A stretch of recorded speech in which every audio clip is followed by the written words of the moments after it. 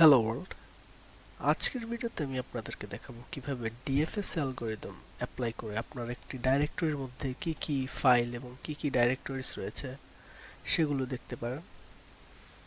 আর এই পুরো ইমপ্লিমেন্টেশনটাই আমরা করব পাইথন ব্যবহার করে। তো কথা না বাড়িয়ে আমরা আমাদের ভিডিওর মূল অংশে চলে যাই। আমি আমার ডাইরেক্টরিতে একটি টার্মিনাল ওপেন করছি, আমাদের কারেন্ট ডাইরেক্টরিতে। এবার আমি এখানে আমার ভিএস কোড এডিটরটি ওপেন করব। আপনারা চাইলে যে কোনো এডিটর ইউজ করতে পারেন। এবার এখানে আমি একটি ফাইল তৈরি করব আমাদের রুটে, এটির নাম আমি দিব dfs.py। এবার এখানে আমি ইম্পোর্ট করব, ইম্পোর্ট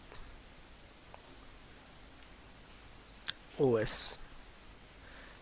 এবার আমি যদি প্রিন্ট করি, print os dot list tyre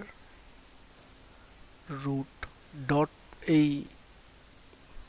পিরিয়ডটা হচ্ছে আমাদের রুট ডাইরেক্টরি। এবার আমি যদি এটাকে প্রিন্ট করি যে python dfs.py, sorry python dfs.py, আপনারা দেখতে পাচ্ছেন এখানে আমাদের ডাইরেক্টরি এবং ফাইলগুলি সব চলে এসেছে। এবার আমি এখানে dfs নামে একটি ফাংশন তৈরি করব। dfs এর মধ্যে থাকবে একটি প্যারামিটার পাথ এবং দুইটি প্যারামিটারস থাকবে এটার মধ্যে। একটি হবে পাথ আর একটি হবে আমাদের ডেপথ। ইনিশিয়ালি ডেপথ হবে আমাদের 0 এবং পাথ হবে আমাদের মানে রুট ডাইরেক্টরিটা হবে আমাদের কারেন্ট পাথ। এবার আমি এখানে লিখব files os dot list dir path. এবার আমি একটি ফর লুপ চালাবো, ফাইল ও ইন ফাইলস। এবার আমি চেক করবো যদি, আচ্ছা চেক করার আগে আমি একটা ফাইলের ইউআরএল তৈরি করব। ফাইল ইউআরএল, এটি হবে একটি F string path forward slash file. আমরা একটা ইউআরএল তৈরি করছি আমাদের ফাইলটার। এবার আমি চেক করব if os.path.is ফাইল, এটা যদি ফাইল হয় তাহলে আমি প্রিন্ট করব যে ফাইল, আদারওয়াইজ আমি এখানে প্রিন্ট করব যে টায়ার। এবার যদি আমি ডিএফএসটা কল দেই,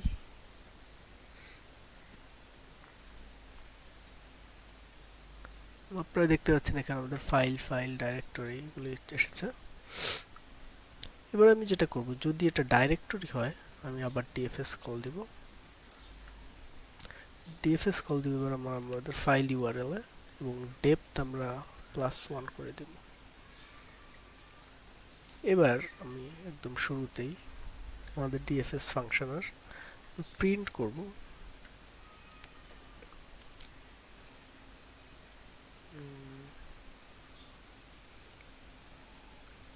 পাথ। আমাদের পাথটাকে প্রিন্ট করব।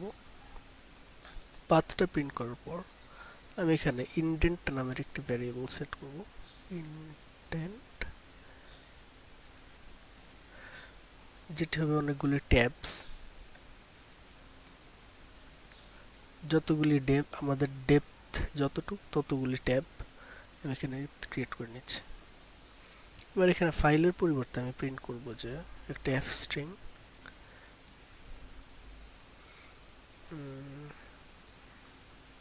এটি হবে আমাদের একটি অ্যারো, আর হবে ইনডেন্ট, আর হবে আমাদের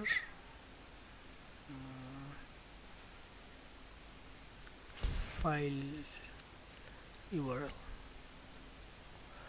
এবার যদি আমি এটাকে সেভ করে রান দিই,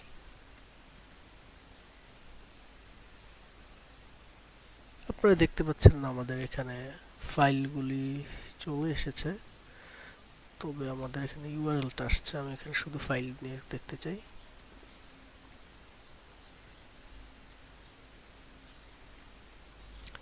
এবার আপনারা দেখতে পাচ্ছেন যে আমাদের এখানে আছে abc.txt ফাইল, এরপর আছে copy.py, dfs.py, এরপর রয়েছে পাইথন নামের একটি ফোল্ডার, এটি হচ্ছে সেই পাইথন ফোল্ডার। এরপর রয়েছে আমাদের পাইথনের মধ্যে ডামি নামের আরও একটি ফোল্ডার রয়েছে।